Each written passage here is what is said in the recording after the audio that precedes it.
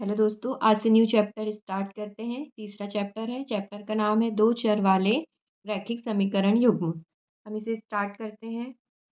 यहाँ पे जो थ्योरी दी हुई है इसको मैं आपको शॉर्ट में समझाती हूँ। इसका मतलब ये है कि हमें ये जो राशि लिखी हुई है इसके माध्यम से हमें समीकरण युग्म बनाना है। यहाँ पे क्या लिखा हुआ है कि अखिला अपने गांव के मेले में जाती है। ठीक है, वहाँ पे वो कोई गेम खेलती है। तो वो गेम यहाँ पे उसने 3 रुपए तथा हुप्पला खेलने के लिए 4 रुपए खर्च करने पड़े। तो और यहाँ पे उसके पास उसने मतलब कुल 20 रुपए खर्च किए। तो हम इसे कैसे बनाएंगे? हम इसे 3x प्लस 3y बराबर 20 ऐसे लिख करके हम एक समीकरण बनाएंगे। इसमें आप पूरा पढ़िए। तो वो सिर्फ इसमें ऐसा बताया हुआ है कि उसने खेली है फिर ऐसा करिए। तो मैं इसे पूरा ना पढ़ के आपको शॉर्ट में समीकरण बता रही हूँ। यहाँ पे इतनी बड़ी डिटेल में दी हुई है। आगे भी हमें इसी प्रकार की थ्योरी हमें दी हुई होगी और हमें उसमें एक रैखिक समीकरण या समीकरण युग्म हमें बनाना होगा। इसी प्रकार यहाँ पे लिखा हुआ है कि अखिला द्वारा सवारी करने की संख्या को x तथा उसके द्वारा हुप्पला खेलने की संख्या को y से निरूपित कीजिए। अब दी हुई स्थिति को दो समीकरण में व्यक्त करना है। वहाँ पे मैंने आपको बताई थी कि 3x प्लस 4y बराबर 20। ऐसे ही हमें इसे एक समीकरण के रूप में लिखना है। तो हम इसे लिखेंगे कि y बराबर 1/2x। हम समझते हैं कि दो चर वाले रैखिक समीकरण युग्म क्या होते हैं। दो चर वाले मतलब से कि सबसे पहले तो चर क्या होता है? चर मतलब एक्स वाई जेड या ए बी सी डी में से आप कुछ भी लिख सकते हैं, वो चर होता है। तो यहाँ पे जो एक्स और वाई है वो चर है। हम यहाँ लिखते हैं एक्स और वाई चर है। अब रैखिक समीकरण क्या होता है? तो जिस पद में एक घात होती है तो एक घात वाला जो समीकरण है वो रैखिक समीकरण कहलाता है। एक घात वाला समीकरण रैखिक समीकरण कहलाता है। तो ये रैखिक समीकरण हुए और x और y दो चर हुए। तो इसका मतलब क्या हुआ कि दो चर वाले रैखिक समीकरण युग्म ये है।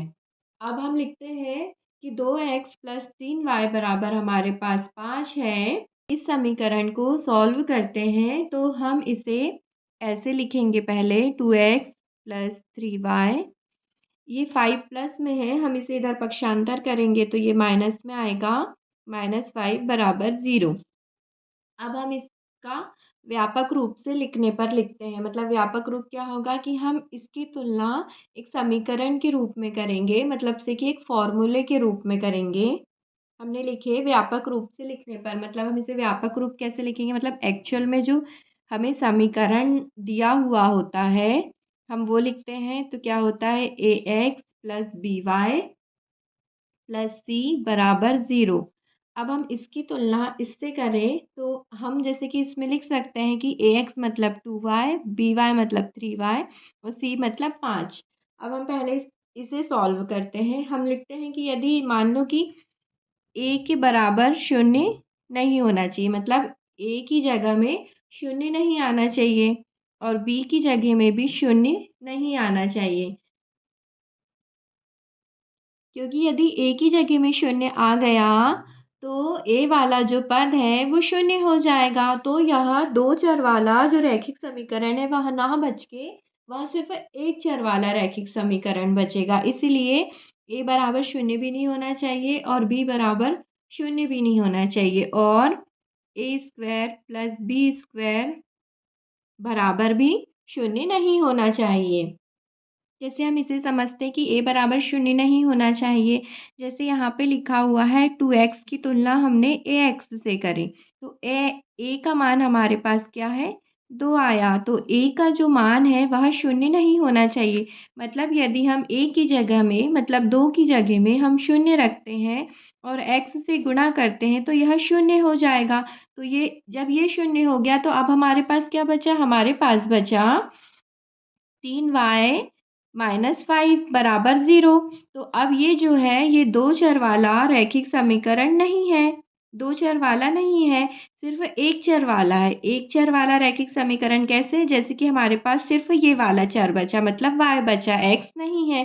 तो हमें दो चर वाला रैखिक समीकरण के लिए उसमें हमारे पास x और y या कोई भी अल्फ़ाबेट लिखा होना चाहिए, तो वो चर कहलाएगा। अब यहाँ पे सिर्फ हमारे पास एक चर वाला बचा। वैसे ही हमने लिखे हैं कि यहाँ b बराबर शून्य नहीं होना चाहिए।